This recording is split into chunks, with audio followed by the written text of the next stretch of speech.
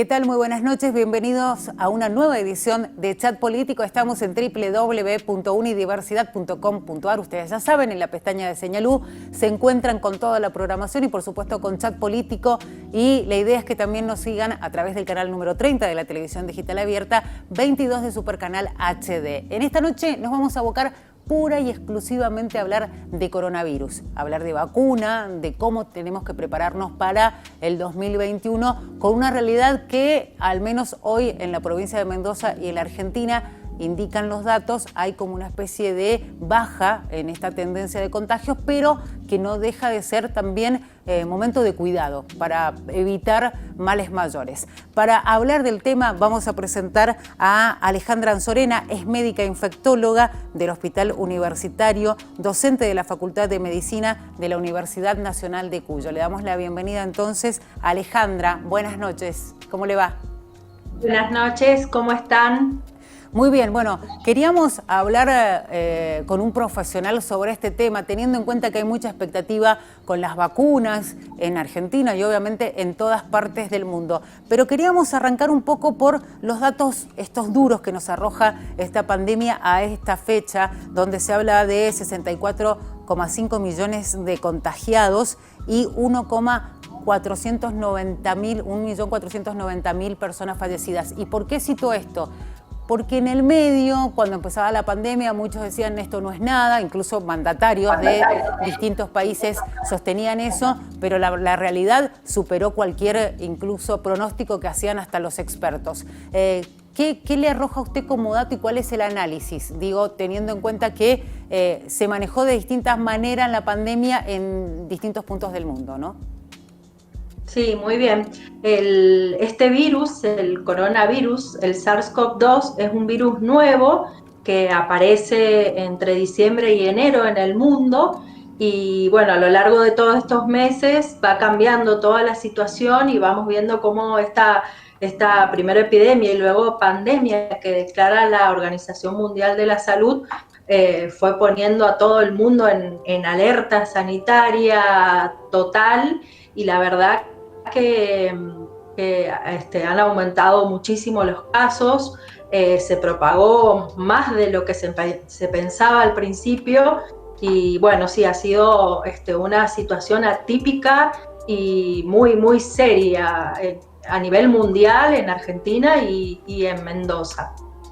Alejandra, esta situación usted dice que el virus se propagó de manera tal vez mucho mayor de lo que se esperaba. ¿Es porque hubo gente que se relajó en esto o lo subestimó al virus? En general, como se trata de un virus nuevo, no lo conocíamos, no sabíamos cómo iba a comportarse inicialmente y toda la población del mundo es susceptible. Entonces eso genera una pandemia que se esparce el virus por todo el mundo, la población no tiene anticuerpos y se empieza a diseminar.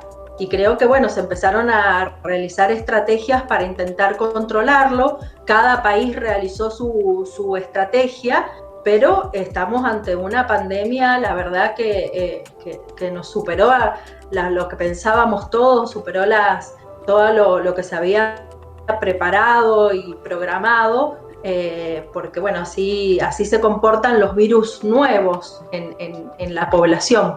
Y creo que las estrategias se fueron haciendo a medida que fue transcurriendo la situación epidemiológica, fuimos aprendiendo, seguimos aprendiendo en la evolución de esta nueva enfermedad, el COVID-19. Y bueno, cada país creo que fue desarrollando sus propias estrategias. En Argentina tuvimos una leve ventaja que fue que pudimos ver en otros países de Europa, China y después Europa, lo que estaba pasando, entonces eso nos dio un poco de tiempo para prepararnos, pero de todos modos la situación ha sido grande, grave, se ha extendido un montón, ¿no? Alejandra, ¿y qué opinión se merece por ahí esto de que algunos sostienen que por ahí las políticas fueron medievales? Digo, el recurso del aislamiento, de quedarse en casa, que además fue algo que se aplicó en todo el mundo y que estaba vinculado directamente con tener a mano la medida más básica y tal vez más arcaica, por definirla de alguna manera, pero que en definitiva empezó dando buenos resultados, ¿no? Porque era lo primero que se recurría. ¿Cuál es su visión con respecto a estas medidas que se tomaron en un primer momento y que incluso hoy, sin vacuna, sin comenzar con una vacunación, siguen tomando, por ejemplo, Europa, que ya va por la segunda ola? Tal cual, sí. Y se fueron tomando estrategias para intentar disminuir la transmisión y no colapsar el sistema de salud, las camas de terapia intensivas. Entonces se fue haciendo, de acuerdo a la situación epidemiológica, se fueron haciendo las distintas estrategias. Y de acuerdo a lo poco que conocíamos de este virus, yo creo que se ha hecho un trabajo muy importante. El aislamiento ha sido una situación difícil para todas las personas, para todo el mundo, pero considero que ayudó mucho. Es un virus respiratorio y se transmite por vía respiratoria y por el contacto estrecho. Entonces, bueno, este aislamiento, todas estas medidas del distanciamiento social ayudaron al tema de intentar controlar la pandemia y no colapsar, como decía, el sistema de salud, las camas de terapia intensiva, y poder dar una respuesta a toda la población que se enfermaba, sobre todo a la gente que se iba enfermando más grave. Sabemos que la mayoría de los casos evolucionaban leves o moderados, pero un grupo de personas evolucionan en una forma grave que requieren cuidados intensivos en terapia intensiva, ingreso a respirador. Entonces, bueno, se han ido haciendo estrategias, aprendiendo sobre la marcha para intentar proteger a la población ante esta nueva enfermedad. Alejandra, ¿cómo ha sido la tarea que llevó adelante el Hospital Universitario, teniendo en cuenta que se sumó a la estrategia que impuso el gobierno de la provincia de Mendoza, colaborando con esa sede para aportar de alguna manera también desde ese lugar alguna acción positiva en relación a hacerle frente al coronavirus en Mendoza? Sí, el Hospital Universitario comenzó organizándose con todo un sistema de triage, atención ambulatoria para dar una respuesta a la población.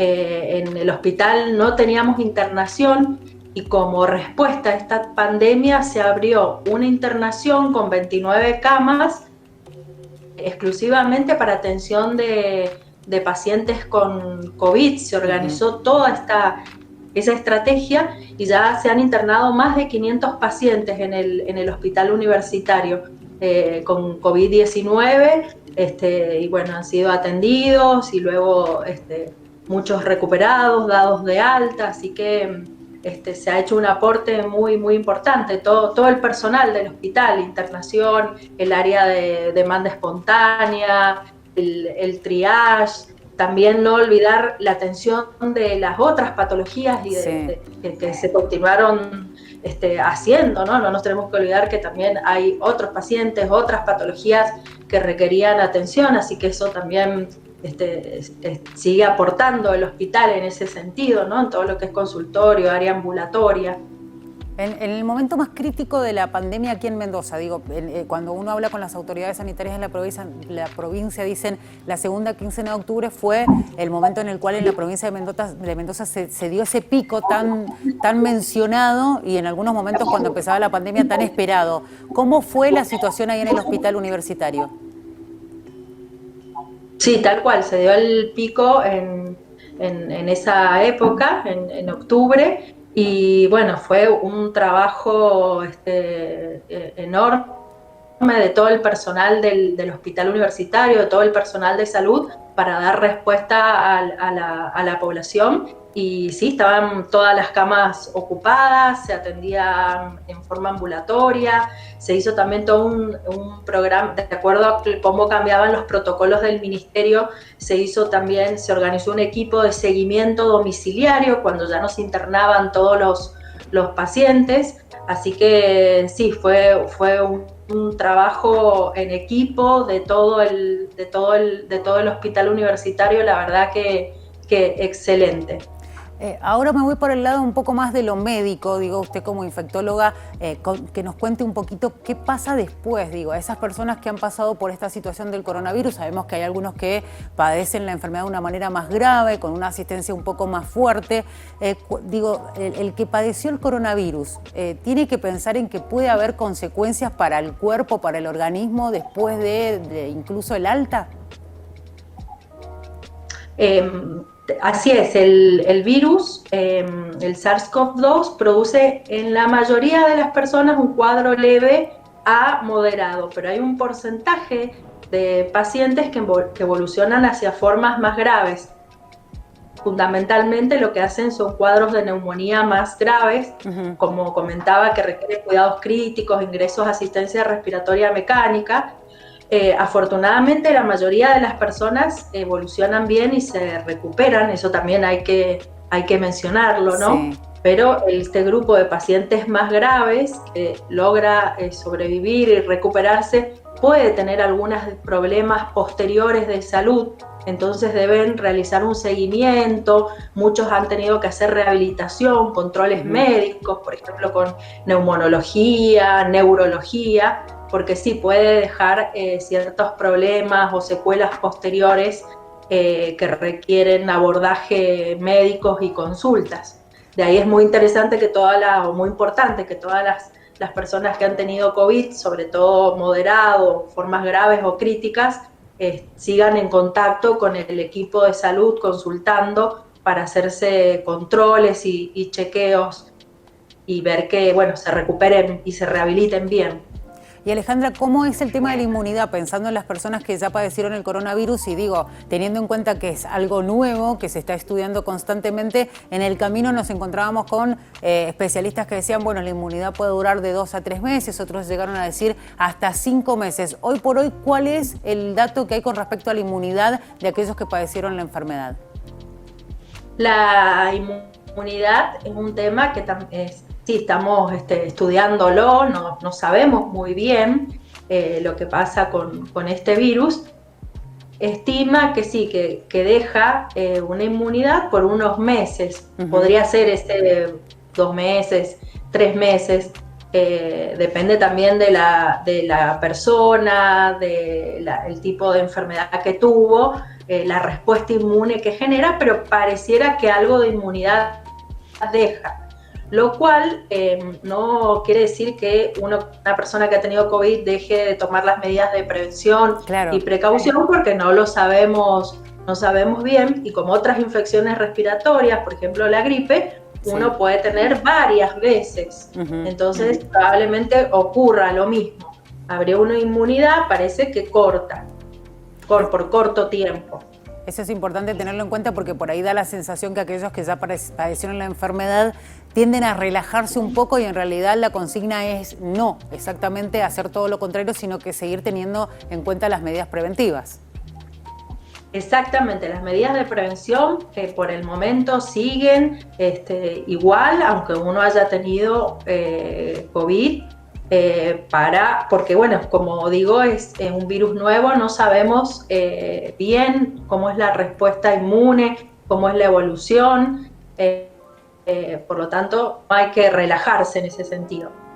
Tal cual. Bueno, Alejandra, ahora tenemos que preguntar por la vacuna, pensando en que en los últimos días ya anunciaron varios gobiernos que van a empezar en las próximas semanas con la vacunación. Muchos dicen, por ejemplo, en el Reino Unido se habla de antes de que termine este año, lo mismo sostienen otros países. Incluso Alberto Fernández ya dijo que espera que antes de fin de año puedan vacunarse unas 300.000 personas, que sería el inicio de esta etapa de campaña masiva que va a ir destinada a los grupos de riesgo, al personal de la salud, al personal de las fuerzas de seguridad y también, por supuesto, a los docentes. Obviamente la cifra ya empieza a ser mucho mayor, pero ellos dicen en el gobierno que al menos 300.000 personas quieren vacunar antes de que termine este 2020. Hacer un poco hincapié en eso, en esto que se ha generado por ahí con el tema de la vacuna, que es algo de desconfianza. Digo, se habló tanto de dónde venían, qué laboratorio, cuál era la procedencia, que hasta a veces dio la sensación que la cuestión ideológica se metió en el medio, pero lo importante es que es el mensaje de depositar la confianza en la vacuna, ¿no? Exactamente, las vacunas son una de las estrategias de salud pública más importantes y más beneficiosas para la salud de las personas, y no solo de la persona que se vacuna, sino de toda la comunidad. Es un acto de solidaridad con toda la comunidad, así que son importantísimos. Han ayudado a la salud pública a erradicar enfermedades como la viruela, que producían epidemias y grandes secuelas, a controlar otras enfermedades graves como la poliomielitis, el sarampión. Así que las vacunas son importantísimas. Pasan por rigurosos estudios de seguridad y de eficacia, así que obviamente uno siempre habla a favor de la vacunación de la población. No hay que tener miedo, hay que asesorarse con sus médicos, médicas de cabecera, con infectología. Y bueno, puntualmente la vacuna del SARS-CoV-2 sabemos que está en investigación. Hay más de 200 vacunas en investigación. Han ido algunas pasando por las diferentes fases de estudio de las vacunas, que son muy importantes esas fases, porque hacen que se estudian, que sean seguras, que sean efectivas, que no produzcan reacciones adversas. Después pasan por una etapa de aprobación por los gobiernos, los organismos internacionales y después los organismos nacionales. Y recién ahí se comienza la vacunación en la población.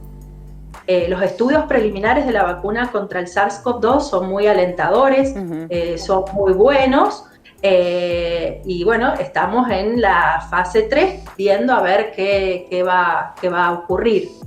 En cuanto a expectativas, creo que para el 2021 creo, por supuesto no lo sabemos, pero creo que para el 2021 ahí va a poder comenzar la vacunación. Como decía, para los grupos de mayor riesgo de complicaciones o de gravedad. Bueno, la esperanza sin duda puesta en esto, pero también aclarar, y por eso el recurso de hablar con una especialista, de que no hay que relajarse. Digo, la Organización Mundial de la Salud incluso dijo, hasta con vacuna de por medio hay que seguir tomando las medidas de precaución. Esto de el distanciamiento social, el uso de tapaboca, el lavado frecuente de manos, que son como consignas que vinieron para quedarse. Exactamente, todas esas normas de prevención han venido para quedarse, son importantísimos: el lavado de manos, la distancia, la higiene respiratoria, cuando uno está enfermo no concurrir al trabajo, no estar tosiendo a otras personas, hacer todo esos controles que ya lo hemos aprendido muy bien con esta pandemia. Y la vacuna, ahí está puesta la esperanza de todo el mundo, de todo el mundo.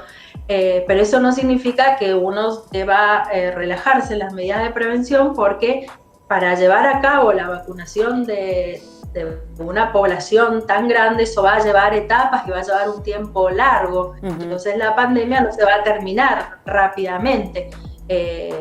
Va a ser algo paulatino que va a ir... digamos, las vacunas va a ir haciendo su efecto, pero algo lento va a ser. Claro. Entonces, que llegue la vacuna no significa que nos relajemos con las medidas de prevención.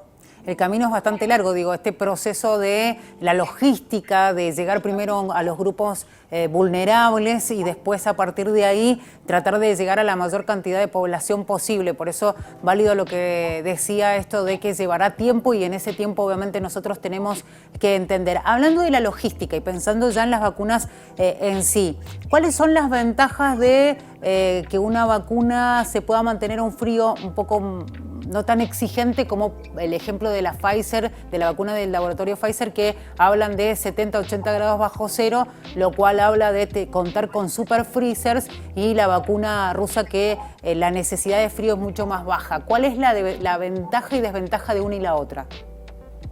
Bien, hay diferentes tipos de vacunas de diferentes laboratorios que están, digamos, hechas en diferentes formas, de vectores virales, de ARN. Bueno, son aspectos muy técnicos, pero las vacunas siempre necesitan una cadena de frío. Sí.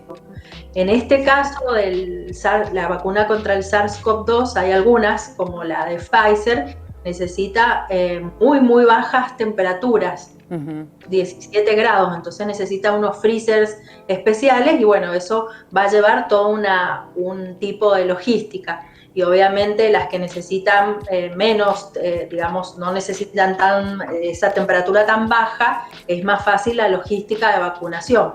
Pero de todos modos, vacunar a toda una población es toda una estrategia que hay que ir organizando y va a ser de a poco y es lenta y va a llevar su tiempo.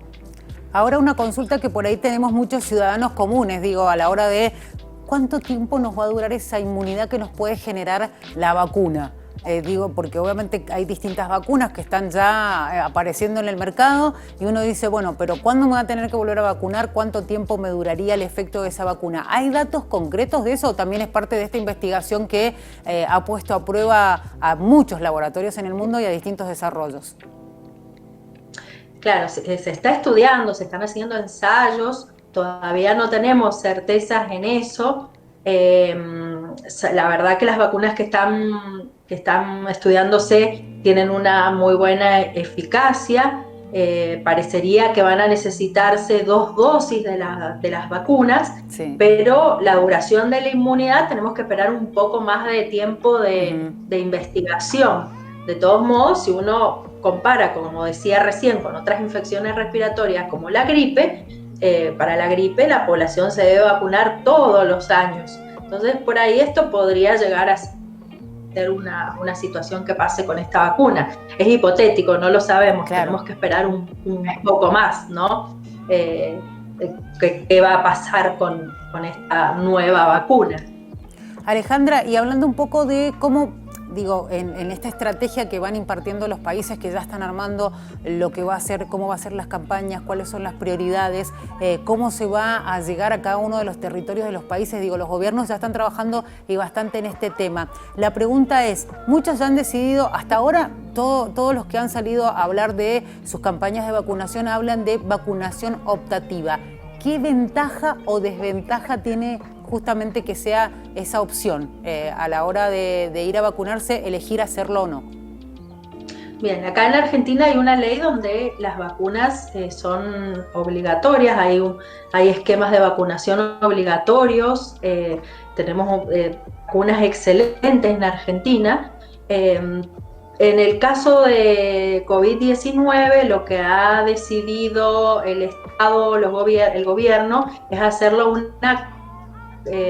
promocionarlo como una campaña de vacunación y mostrar los beneficios y no hacerlo como algo obligatorio. Sí. Las personas entiendan lo beneficioso de esto, no solo para ellos, sino para toda la comunidad, la importancia de esto y lo hagan en forma voluntaria. Eso me parece que es mucho mejor esa estrategia que hacerlo como algo impuesto, que puede generar miedos y dudas, sino hay que convencer, hay que capacitar, hay que explicarle a la población que las vacunas son seguras, efectivas y son una herramienta de salud pública sumamente beneficiosa para toda la población. O sea que la estrategia es tratar de convencer de las bondades que tiene la vacuna, no obligarlos, pero por ahí uno les hace esta pregunta de si es bueno o no, teniendo en cuenta que es una pandemia que hoy habla de casi 65 millones de personas infectadas. Digo, por eso la pregunta de si realmente es recomendable que sea optativo. Sí, es lo que ha establecido el gobierno y el Ministerio de Salud, hacerlo en forma optativa, hacer la campaña. Y la verdad que uno ve a la gente, por ejemplo, este año en la vacunación de la gripe, vimos todas las personas que vinieron espontáneamente a vacunarse. Yo creo que acá en Argentina y en Mendoza las personas son muy conscientes de lo positivo de la vacunación, así que hay que trabajar en ese sentido y no hacerlo algo obligatorio, porque creo que la población ya está pidiendo la vacuna. A mí me consultan, ya me están haciendo muchas consultas y están la verdad que muy esperanzados. Así que creo que es una buena estrategia hacer una campaña de vacunación y no como algo, una exigencia, algo obligatorio. Y obviamente que se va a comenzar con las personas de mayor riesgo, esos grupos de riesgo, de enfermedades crónicas, que ya conocemos, el personal de salud, las fuerzas de seguridad, y creo que estamos todos esperando eso. Alejandra, hoy por hoy hablamos de la segunda ola en Europa, de la cantidad de contagios en Estados Unidos. En Mendoza y en la Argentina, digamos, en el hemisferio sur, los números han bajado por una cuestión lógica estacional, las temperaturas elevadas, lo dicen los especialistas, y muchos se dicen, bueno, es como el momento para tomar el impulso, capacitarse, pensando en una segunda ola, porque más allá de la vacuna es inevitable esa posibilidad. ¿Cómo tendríamos que prepararnos? Y la pregunta es, ¿estamos preparándonos para eso que muchos dicen va a suceder, la segunda ola? Como les decía anteriormente, hemos tenido la ventaja de poder ver en Europa o en Estados Unidos lo que iba pasando antes que llegue acá. Ellos están sufriendo ahora la segunda ola y lo más probable, si bien no lo sabemos, pero lo más probable es que acá también ocurra. Así que por lo tanto, si bien ahora han bajado los casos y estamos en un momento de, digamos, de cierto descanso, estamos preparándonos para la segunda ola. Que, como les decía, es lo más probable que ocurra porque esto se ha visto en otras infecciones respiratorias. En la pandemia de gripe H1N1 lo vimos y en este virus está ocurriendo en otros países, así que probablemente acá también ocurra. Y la vacunación no va a hacer que baje de repente los casos, así que debemos seguir en alerta, preparándonos y reforzando las medidas de prevención. La Organización Mundial de la Salud en estos días dijo, ante esta segunda ola en Europa, dijo, la verdad que a los países europeos no les sirvió de mucho la situación que vivieron en la primera ola porque no se prepararon para esto que hoy está sucediendo. ¿Coincide con ese pensamiento que tiene hoy la Organización Mundial de la Salud? Bueno, es difícil saber qué ha ocurrido en los otros países. Yo creo que lo importante es que nosotros aprovechemos esa experiencia y nos vayamos preparando para la segunda ola, y en el verano no relajemos las medidas de prevención y todas estas conductas nuevas y positivas que hemos adquirido ante esta pandemia para estar preparados. Sí, creo que es importante que aprendamos de la experiencia de los otros países y no cometamos errores y nos preparemos para atender a la población. Alejandra, una última consulta y tiene que ver con este mes de diciembre, con la llegada de las fiestas de fin de año, con el verano, las vacaciones, actividades más liberadas. ¿Cuál es el consejo, más allá incluso de la flexibilidad que se puede dar a través de la decisión del gobierno nacional, del gobierno de la provincia? ¿Cuál es el consejo como médica suyo, como infectóloga, como especialista, frente a lo que se viene, que es nada más y nada menos que jornadas donde seguramente va a haber más aglomeración de gente en las calles, en los espacios abiertos? E incluso en la casa, ¿no? Bien, sí, es importante tener en cuenta que esto es una cuestión de concientización y de solidaridad con todos esos grupos de riesgo que pueden hacer formas más graves del COVID-19, las personas más grandes, los adultos, personas con enfermedades. Entonces es importante que toda la población siga teniendo todas las medidas de prevención, todos los cuidados para que no vaya a haber un aumento de casos con esta situación de las fiestas, ¿no? Que sigan reforzando las medidas de prevención, no solo pensando en uno mismo, sino en la solidaridad. Por ejemplo, si uno en su familia tiene personas más grandes, mayores de 65 años, o personas enfermas, guardar todas las medidas de prevención y no relajarse porque la pandemia todavía no ha terminado. Bueno, muchísimas gracias por la sugerencia, la vamos a tomar nosotros y obviamente que es un consejo para la gente que nos está viendo. Nada más que el agradecimiento de todo el equipo de Señalú, de la gente de Chat Político, a este ratito que nos ha dado usted con su tiempo y en la posibilidad de conocer un poco más de estos datos de la pandemia del coronavirus desde la óptica de una profesional de la provincia de Mendoza. Muchas gracias. Bueno, muchas gracias a ustedes, un saludo. Hasta la próxima, Buenas hasta noches. cualquier momento. Buenas noches. Veíamos y escuchábamos a Alejandra Anzorena, médica, infectóloga del Hospital Universitario y docente de la Facultad de Medicina de la Universidad Nacional de Cuyo. Muy interesante el programa de hoy, creo que no quedan dudas, creo que es importante tener en cuenta que frente a una realidad que nos indica que tendremos vacuna en la inmediatez, en las próximas semanas, no relajarnos y tener en cuenta que las medidas preventivas las tenemos que seguir aplicando, sobre todo pensando en lo que decía la doctora recién, que viene el fin de año, que vienen las fiestas, que viene el verano y que tenemos que seguir cuidándonos y cuidando al otro. Esto fue una nueva edición de Chat Político. Recuerden, lo pueden volver a ver en nuestro sitio web www.unidiversidad.com.ar. Recuerden la pestaña de Señalú, después Chat Político. Ahí se van a encontrar con todas las temporadas y por supuesto podrán volver a ver este programa. Será hasta la próxima. Sigan en la compañía de Señalú.